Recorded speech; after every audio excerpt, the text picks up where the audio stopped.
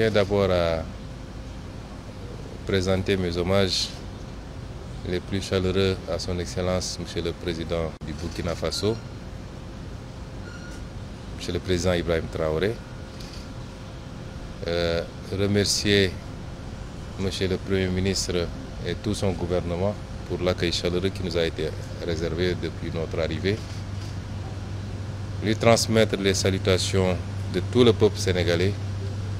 à la tête duquel son Excellence Monsieur le Président Bassirou Diomaye Diakhar Faye,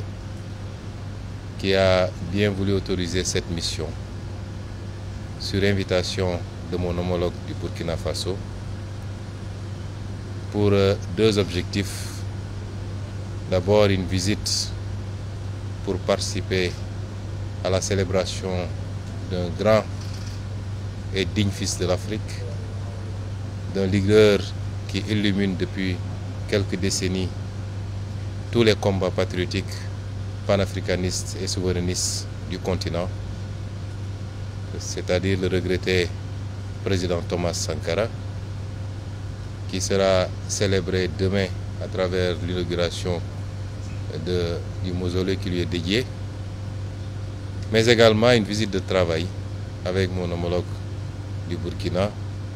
sur un certain nombre de thématiques de coopération entre nos deux pays. Et c'est dans ce cadre-là que nous avons eu l'honneur d'être reçus par Monsieur le Président du Burkina Faso, qui nous a accordé un long entretien pendant lequel nous avons pu passer en revue un certain nombre de problématiques. D'abord sécuritaires,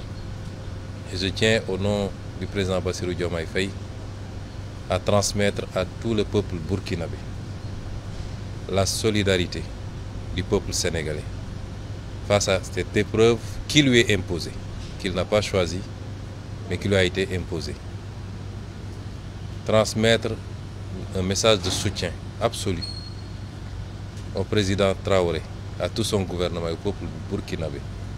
dans sa lutte contre ce terrorisme qui lui a été imposé. Envisager toute possibilité de collaboration et de soutien face à cette épreuve. Parce qu'il est illusoire de penser que lorsque le Burkina ou le Mali ou le Niger subissent cette épreuve, que ça restera simplement dans les frontières de ces pays. Nous savons tous que nos destins sont liés par l'histoire et par la géographie, et qu'aucun de nos pays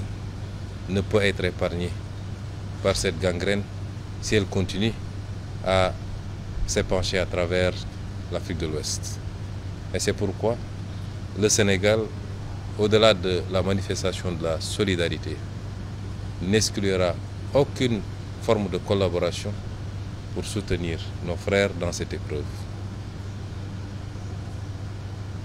Dans le cadre bilatéral également, envisager la poursuite de cette collaboration qui est très riche déjà d'une vingtaine d'accords entre nos deux pays, mais une vingtaine d'autres accords qui sont aujourd'hui en cours de discussion et qu'il faudrait rapidement finaliser pour pouvoir renforcer la collaboration bilatérale, mais également la collaboration multilatérale dans le cadre de l'espace que nous partageons en commun. J'ai été très ravi d'écouter le président Traoré pendant de longues minutes nous exposer un peu la situation, mais également nous faire étalage de la résilience du peuple burkinabé face à cette épreuve. Réitérer son ouverture et celle du Burkina Faso à rester un facteur d'unité africaine, d'unité dans la sous-région, un facteur d'ouverture dans la collaboration à la fois économique et sécuritaire, parce que j'ai tendance à dire que ce continent n'a que ces deux défis. Et tout ce que nous devons faire doit tourner autour de cela. Évidemment, pour un pays comme le Burkina,